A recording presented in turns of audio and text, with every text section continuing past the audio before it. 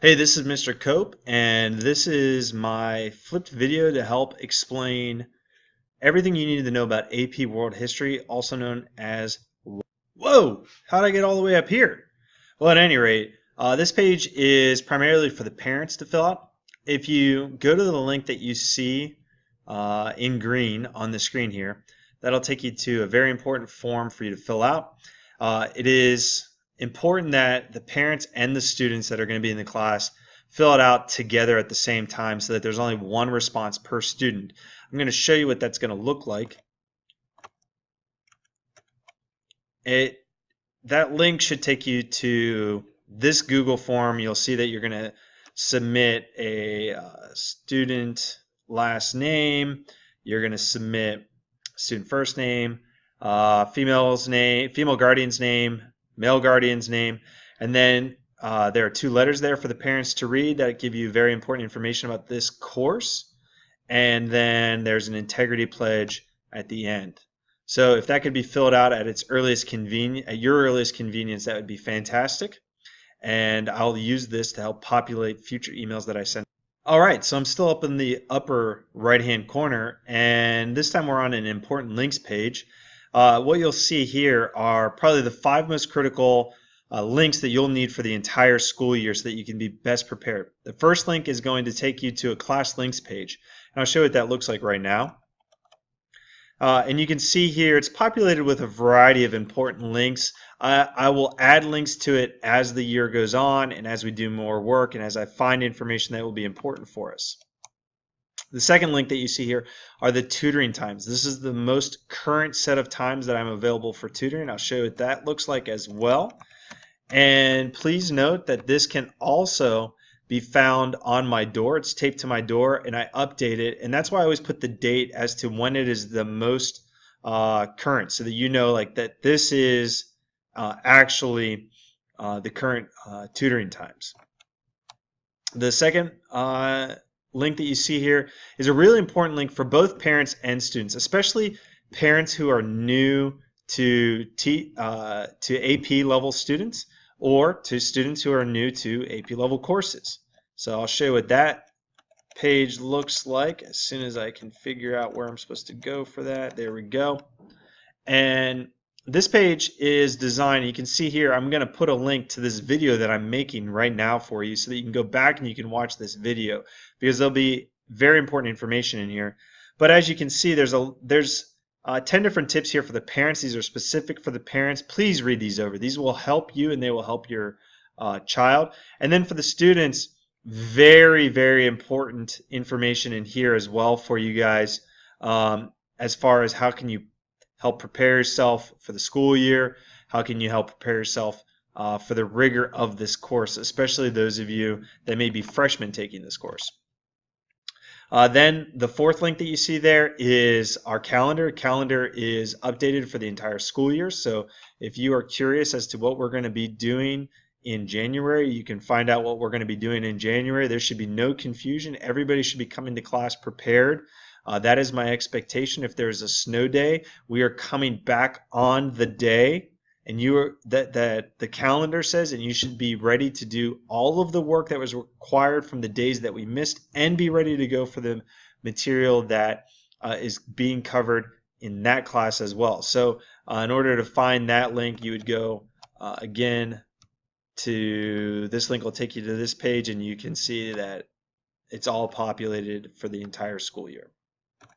Then the last link down at the very bottom there, but certainly not the least, is PTSA. And I'll take you so that you can see what that link looks like.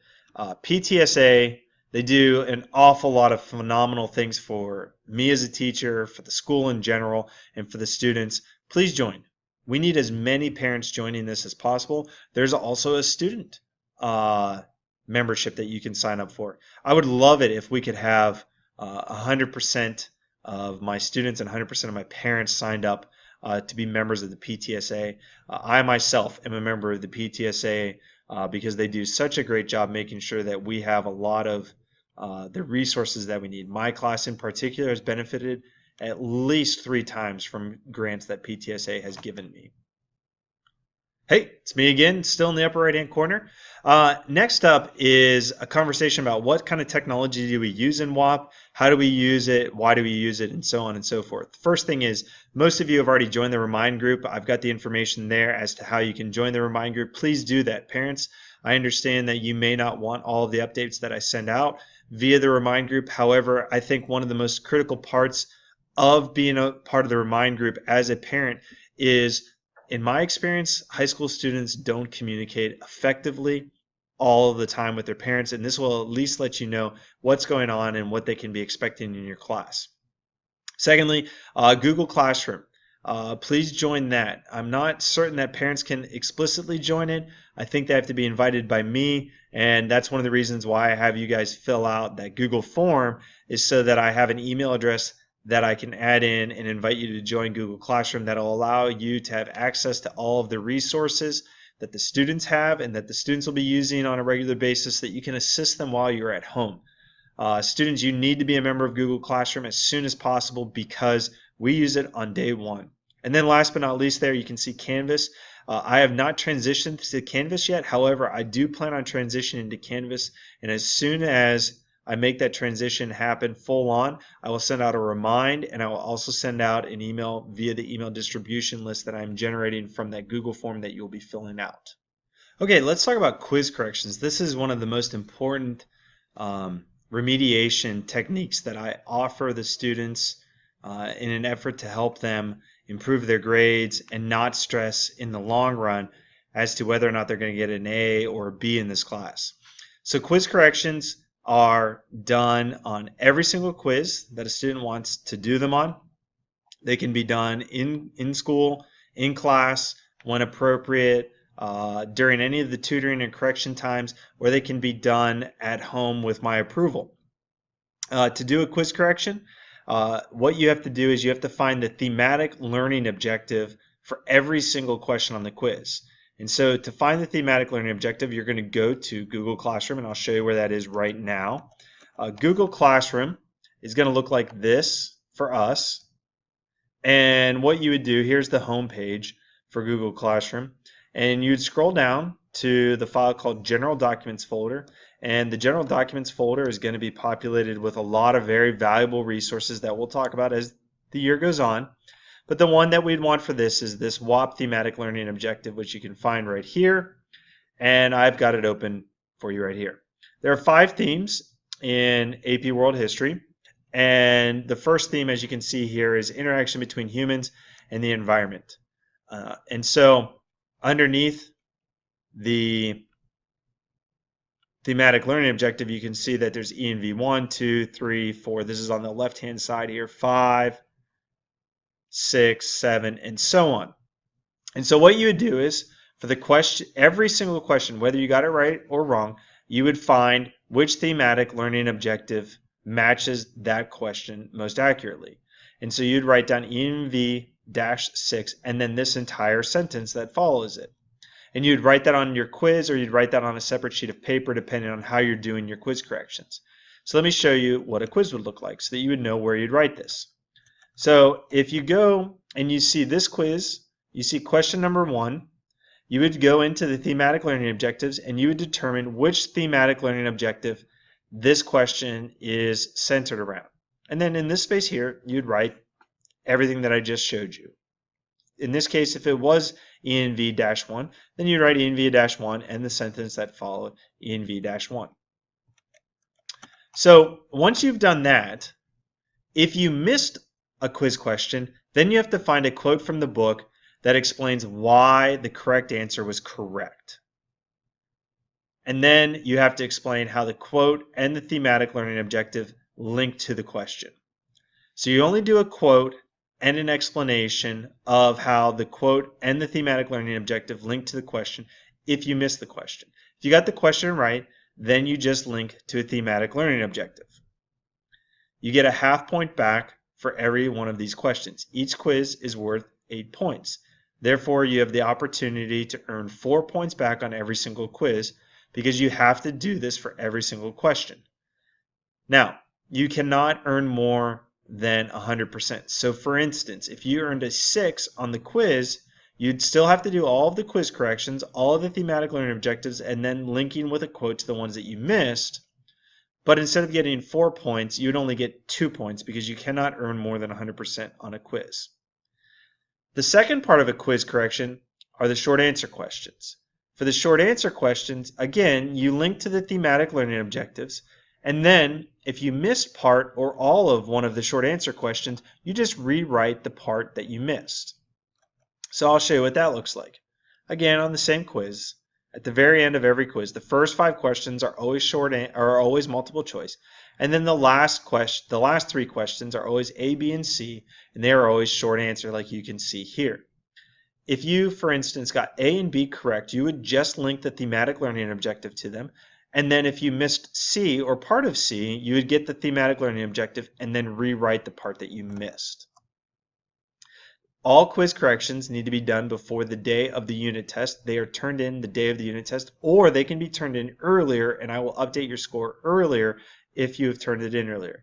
This is done so that you understand more clearly how our questions line up to the content that you're going to be assessed by the College Board.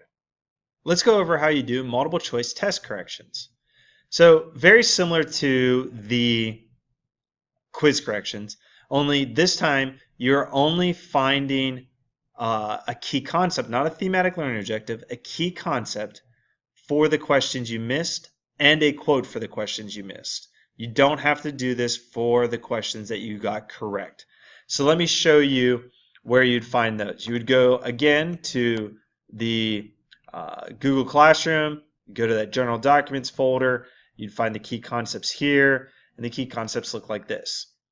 So if you see here, period 1 has 3 different key concepts. You can see I'm looking at key concept 1.1, 1.2 right there, and then down here you'll see key concept 1.3.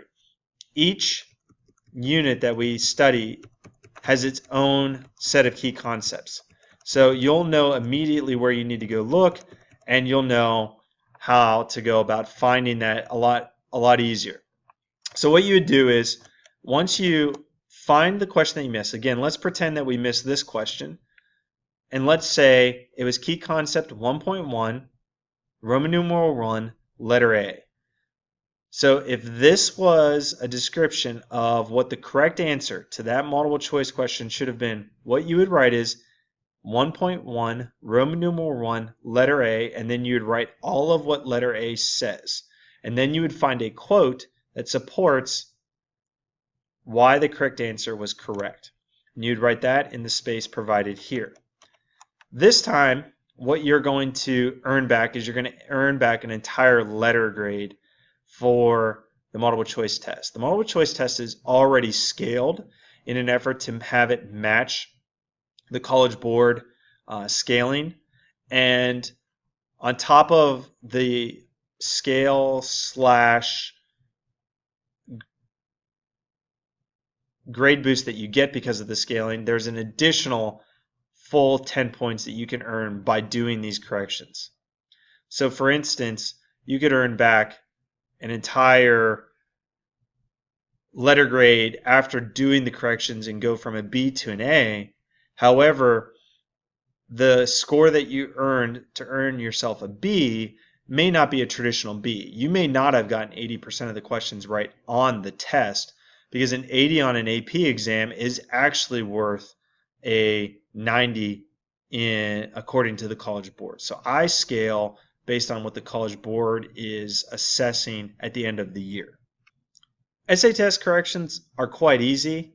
All you have to do is whatever part you did not get full credit for on the rubric, you rewrite that part. It could be as short as 1 sentence, or it could be as long as an entire paragraph if you left off an entire paragraph. You just rewrite that part, attach it to your essay and your rubric, and turn it back in, and you earn back an entire letter grade again that way. Homework are not the guided reading sheets. The guided reading sheets are used as an assist to help you process the chapters that we have to read. You can use the guided reading sheets on your quizzes, however.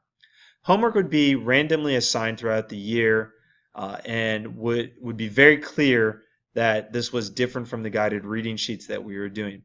There might be 1 or 2 or 3 per quarter, and those will be assessed accordingly. Classwork is typically a multi-day assignment that we do in an effort to build more skills. This will be